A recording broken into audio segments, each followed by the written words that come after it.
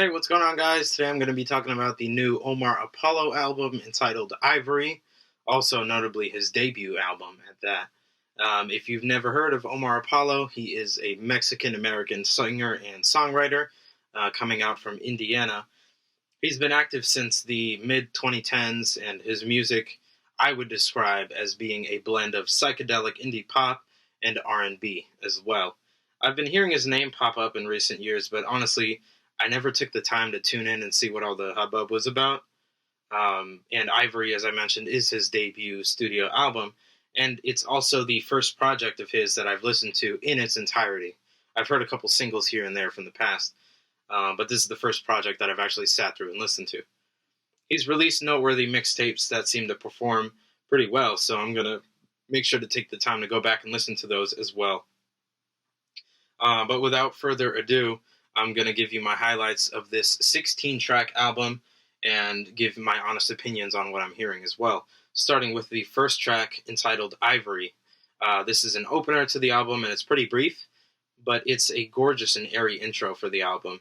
It feels like a dream, the way that Omar's vocals are layered and processed on here. It's a brief cut sitting under about a minute in length, really, which, in a way, I believe foreshadows the quick pacing that we have on the rest of this project. And the track plays out kind of like a brief lullaby as Omar sings the lines, "If you put your head on my sleeve, do you want me to sing you asleep? I wouldn't tell a soul what you dream. I think you'd want me to know it's like ivory." We segue into track number 2 entitled Talk, and this song is a lively pop tune with a fast-paced driving beat. Omar's vocals are super clean when he's singing, and during the verses he uses a quick delivery that's close to rapping. It's like a melodic take on rapping. It's kind of like in a Drake kind of way almost. The slight change in timbres during the bridge of the song is really cool, as Omar's vocals feel more crunchy, more compressed, as if they're being forced to fit through a keyhole. The guitar tone used in the guitar solo towards the end of the song is crunchy and does suit the instrumental as well. Lyrically, here Omar speaks on what it can be like to get wrapped up in emotions when you're getting to know somebody. It's easy to get lost in the motions of our own emotions, and despite however busy we may be, we always find a way to squeeze in time for that special person. Omar highlights this during the bridge when he sings, "Catch a flight, now I gotta go. I just never want to be alone, doing good on my own. If you know, then I gotta know. Make me fall like a domino." It can be a rush to enter a new relationship, and he describes this experience from his perspective in a way that is easy to digest. Track number 3, entitled No Good Reason. The groove and melodies on this song are distinct, and the instrumental gives Omar plenty of space to sing. He's got a pretty unique singing voice. It's a simple and brief tune. It's quite catchy. Here, Omar speaks on a guy that he likes, and he would be down for whatever this guy wants. During the intro, we hear Omar sing, "I know you said I love you, but I really want to hear it. You act like if you said it, that I'd hate you, but I'm with it. Just tell me what you want, because you know I'd be down to give it." On this song, I think that he speaks on unique relationships that sit in a bit of a gray area, ones where it's not entirely clear where you guys are headed, but you know in your own hearts that there's a certain outcome that you desire the most. And I'm sure that many can relate to this experience. Track number 4, entitled Invincible, featuring Daniel Caesar. This song is a more guitar-centered tune featuring soft vocals and a subdued and also fast-paced instrumental. There's soft synths that are sprinkled throughout the song that add some flavor, kind of like some cilantro being sprinkled around. And their vocal chemistry here is strong. I think they complement each other very well. Daniel's soft vocals and then Omar's energetic delivery feel like parallels of the many different emotions we might feel while we're listening to the song. Thematically, they're speaking about wondering if someone that you care about would be impacted by your absence in their life. Would they still be the same if you were no longer around? The refrain of the song could not be clearer when we hear the lines, "If I were to go, tell me, would you notice me?" The emotions of the speaker are complex, and during the bridge, we hear both vocalists sing together.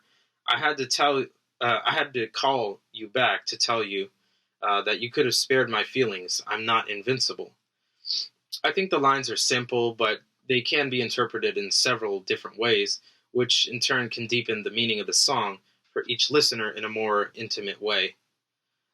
And following this is an interlude of the album entitled Endlessly Interlude.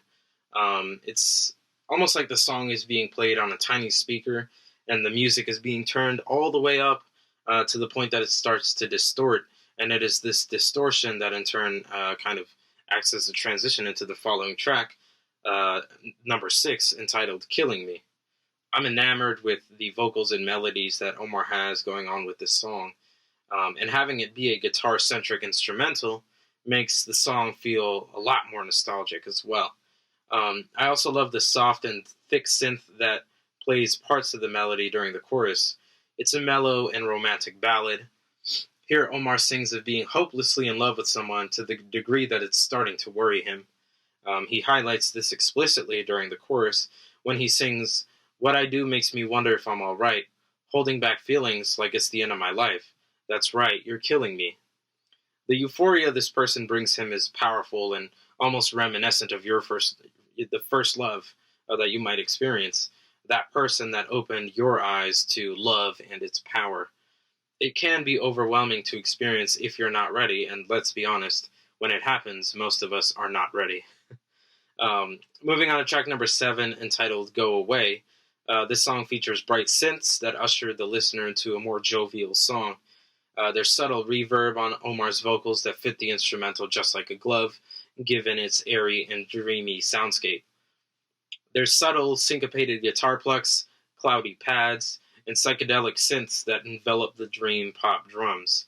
Omar's vocals are beautiful as he hits a falsetto tone during the choruses, and he makes it sound effortless. He's a solid vocalist, honestly. He sings of yearning to be with that person that brings him the best feelings. They may be love, they may be lust, or a mix of some other positive emotions. However, there is some uncertainty in his head about this relationship, and we hear this loud and clear when Omar sings, "Do you think that I could stay? Because if I leave, then I'll complain. I know this feeling's not a crime, you said you feel it all the time." The only thing that is clear is that they're happiest when they're together, and maybe that's what matters most. Track number 8, entitled Waiting on You. This tune is a romantic ballad with an indie pop taste to it. The instrumental is driven by guitars and the laid-back drums. Omar here sings of a guy who he's got his eyes on, but there's no clear connection. This person seems to be nonchalant and indifferent around him, but there may be some hope for Omar. For example, during the second verse, we hear him sing, "We took a trip down a new road. After his pupils widened, it got him realizing that he wouldn't dream to be alone." This song is simple enough that it can be interpreted in different ways, but I personally think it highlights an experience that is unique to queerness. I think that if you know, you just know when you hear the song. And it's a brief and beautiful tune. Moving on to track number 9, entitled Petrified. This one is a song featuring a more stripped back instrumental, featuring strummed guitar chords, subtle synths, and background vocals that are added for added depth. The melody on the song is very memorable, and it feels like the listener is fading into oblivion as the song plays out. Thematically, this song is a bit more ambiguous, as it's not clear what Omar alludes to with his metaphors in each verse. What I do know is that there is an overarching sense of fear permeating every aspect of the song, and I view this song as Omar taking the time to voice his own fears that he might currently be experiencing, such as feeling like he may not be worthy of his fame, or of his success, or just the simple fear of not being accepted. Moving on to track number 10, entitled Personally. This instrumental is equally stripped back, mainly featuring Omar's vocals and a plucked guitar accompaniment. We've got some synths that do come in during more powerful moments, and thematically this song is heartbreaking as Omar touches on a past relationship. Upon reflection, he's realizing how deeply he was affected by this relationship, one that changed him for the worse and harmed him in the end. The song's chorus makes it clear as he sings, "Don't take this personally, I just can't be the person you need. What we got ain't working for me. All it ever did was change the person in me. Unfortunately, there can be cases where we settle for a person that is harmful to us, but it can be easy to get stuck in a strange place where we're just not sure if we're better off leaving or staying. Track number 11, entitled En el Olvido. This is a ballad that is more akin sonically to a traditional Mexican ballad that you would sing or serenade somebody with, and it caught me completely off guard just because it was such a drastic shift. But it also feels organic. It doesn't feel out of place. It's a simple instrumental featuring only Omar's vocals and a soft guitar accompaniment. The song is also notably completely in Spanish, and Omar sings of having broken up with someone. This person brought him a lot of pain, and the song is a triumphant and firm statement of acknowledgement that it's time to move on. The chorus makes it very clear when he sings, Arrancaste todo que quedaba por razones que no aceptaba. Cariño, yo fui buen amante, en el olvido quiero dejarte, which loosely translates to, you tore apart whatever may have been left for reasons that I couldn't accept. My dear, I was a good lover, but now I only want to forget you. Moving on to track number 12, entitled Tamagotchi. This was one of those big singles that had been released during the rollout to this album, and I enjoyed it a lot. It's got a banger of a beat featuring thick kicks, kick drums, and snaps for those snares. We've also got energetic ad-libs and a carefree delivery that are unique to this tune. The song has a braggadocious and sensual type of energy to it. Unlike any other song on the album, honestly, it kind of stands out.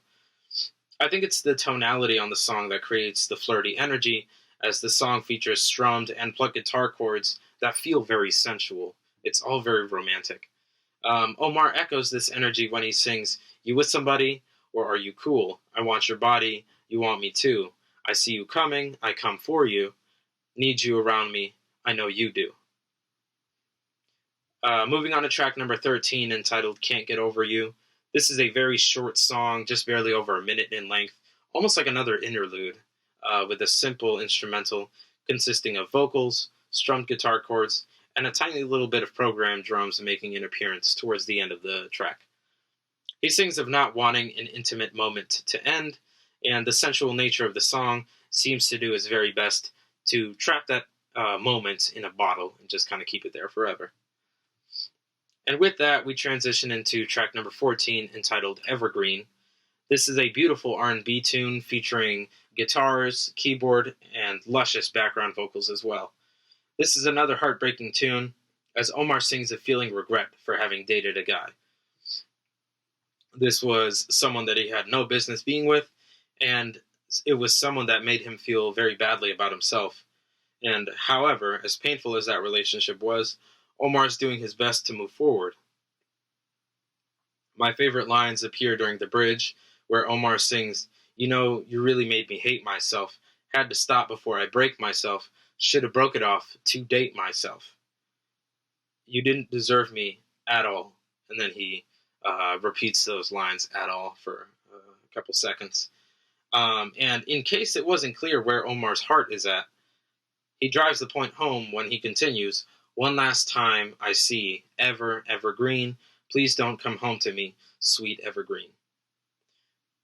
We transition into track number 15, entitled Bad Life, featuring Kali Uchis.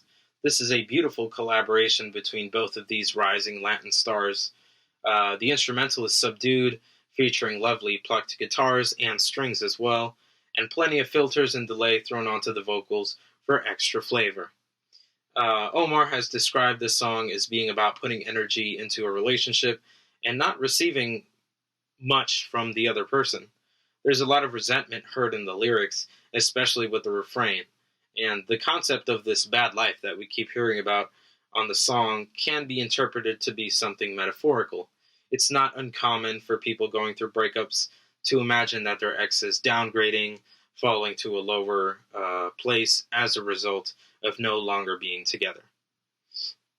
And with that, we transition into the closing track for the album, 16, entitled Mr. Neighbor.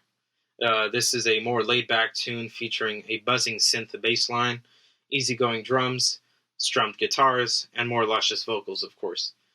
You also hear Omar belt out some more unique vocalizations and delivery, which I consider to be refreshing.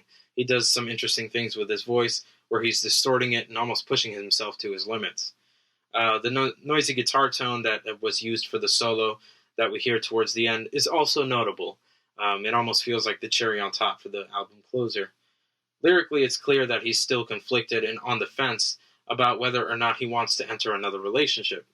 It's unclear whether or not he just needs to be alone. I think that this conclusion to the album feels appropriate, as it echoes how most breakups tend to feel. The lack of conclusion can become cyclical and, in some cases, even maddening. You break up with somebody and you're left with yourself, and you have to wonder what follows, what's next. That's kind of how this album closes.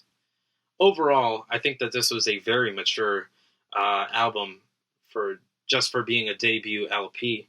Um, it's what I would call a gem of an album if Omar Apollo has not been on your radar, because he does deliver a fully developed project that isn't too conceptually complex. It's not drowning in like layers of complexity or whatever. He's using accessible themes that pinpoint the right people in a perfectly sealed package that is sure to please.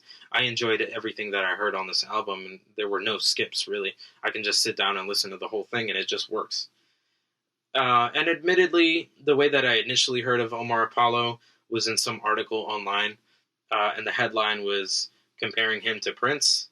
And I'm not sure if you've noticed, but I am a huge Prince fan. And I was not too happy when I read this headline and seeing this comparison. And I thought it was weird. I get it, but I thought it was weird. I mean, myself, being an artist, I don't necessarily like it when I'm being compared to somebody else, just because it almost takes away from your own artistry, your own identity, your own story, etc. But I get it. I understand why people make comparisons like that all the time. But I wanted to figure out why this comparison was made, and upon taking it upon myself to listen to Omar Apollo, I do see it. I understand the comparisons. Sonically, there are many similarities. But it must be said that Omar Apollo is his own artist with his own identity and his own story. And with that being said, I do look forward to his growth as an artist, and I am fully prepared to support him in whatever his next musical project and endeavors end up being. And if you've taken the time to sit here and listen to me talk about Omar Apollo and his debut album entitled Ivory, I really do thank you. I really do appreciate the support, because you don't have to sit here and listen to me talk about it, about music in general, and yet here we are. Thank you. And I just hope that you have a great time listening to new music. And if you have new music that you want to share with somebody, you can definitely send that my way. I'll take the time to listen to it. And if you want my honest, genuine feedback on whatever that music may be, just let me know, and I will be happy to provide that. And yeah, with all that being said, I just hope you have a wonderful day. And one last time, thank you.